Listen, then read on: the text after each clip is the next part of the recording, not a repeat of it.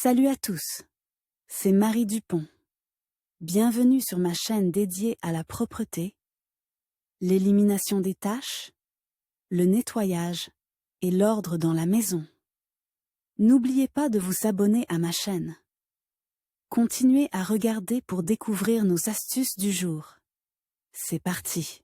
Dans la pièce, il est nécessaire de maintenir un microclimat confortable. La température de l'air, la quantité de poussière et les odeurs affectent votre bien-être. L'humidité est un paramètre important. Une teneur en vapeur d'eau trop élevée dans l'air peut non seulement provoquer la formation de moisissures, mais aussi nuire gravement à la santé. Il est donc utile de connaître les raisons de l'apparition de l'humidité et de savoir comment éliminer un taux d'humidité trop élevé. Normes d'humidité dans la pièce. Les normes sont fixées dans la norme nationale. Elles dépendent de la saison.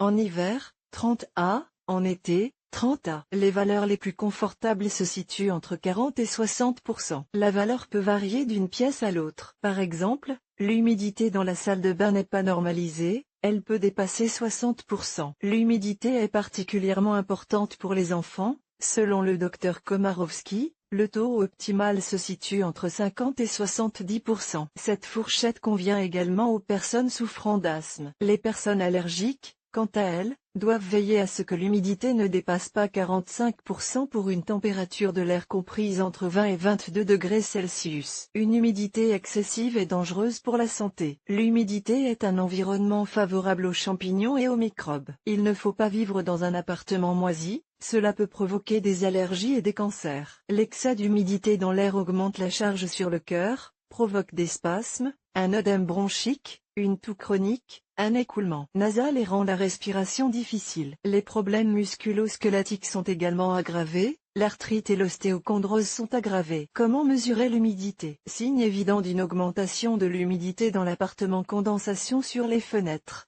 Les vêtements dans la maison mettent longtemps à sécher après avoir été lavés. Les objets dans les armoires et les draps de lit restent humides. Les pages des livres, les serviettes de table, les journaux deviennent ondulés, comme s'ils étaient mouillés. Des moisissures se forment sur les murs et les plafonds. Pour déterminer le taux d'humidité, il faut utiliser un appareil spécial, l'hygromètre. Mais s'il n'y a pas d'appareil spécial dans la maison, vous pouvez évaluer l'humidité de la pièce par des moyens improvisés. Un verre d'eau.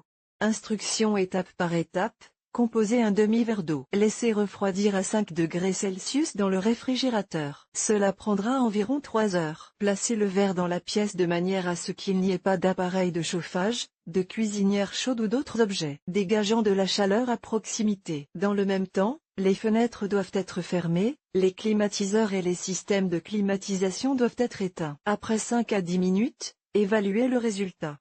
Les parois de la vitre sont sèches, faible taux d'humidité, des gouttes coulent le long des parois de la vitre, humidité élevée. Le condensat ne s'est pas évaporé, mais ne coule pas le long des parois du verre, humidité normale. Pomme de pin.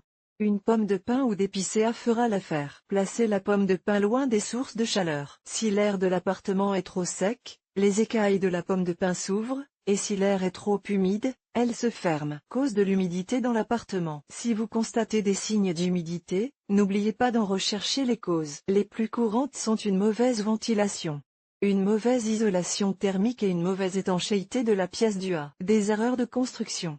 Mauvaise installation des fenêtres. Le manque d'ensoleillement.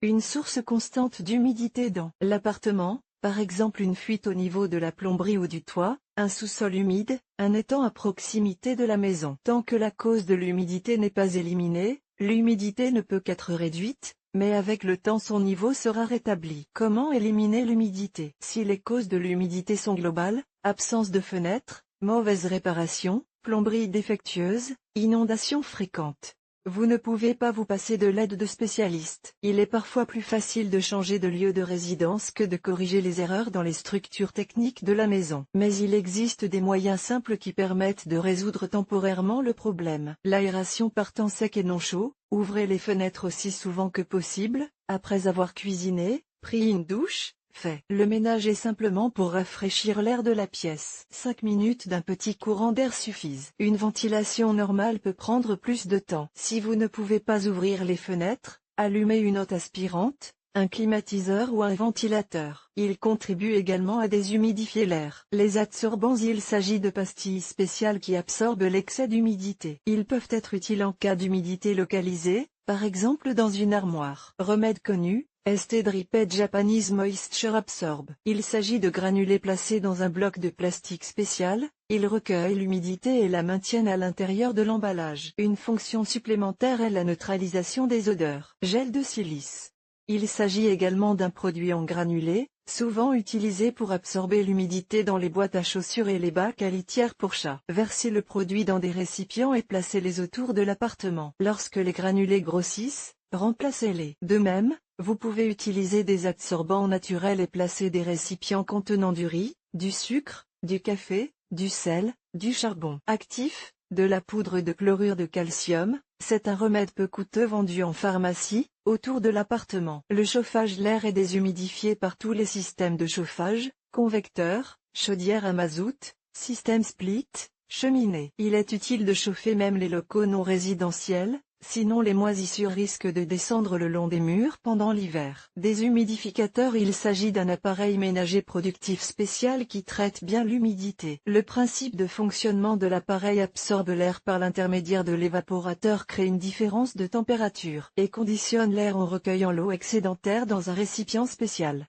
Renvoie l'air séché dans la pièce. Un modèle très répandu est le Balub BD30U. Il traite 30 litres par jour dans une pièce d'une superficie maximale de 42 mètres carrés. Il est équipé d'un hygromètre intégré qui permet de régler et de maintenir le taux d'humidité optimal dans la pièce. Son prix est d'environ 20 000 €. Prévention de l'humidité. Quel que soit le temps, n'oubliez pas de prendre des mesures préventives. Réparer les fuites et réparer la plomberie. Installer des fenêtres étanches à l'air. Utilisez un ventilateur d'extraction. Vérifiez votre système de ventilation. Chauffez les zones froides. S'assurer qu'il n'y a pas de fissures dans les murs, le sol, le plafond. Faire sécher les objets sur le balcon ou à l'extérieur. Pour un microclimat confortable, l'humidité de l'air doit être comprise entre 30 et 65%. L'humidité excessive est nocive pour la santé des occupants. Il convient donc d'utiliser des appareils de déshumidification spéciaux, des adsorbants ou des remèdes populaires. En prévention, il convient de ventiler la pièce et d'éliminer à temps la source d'humidité excessive.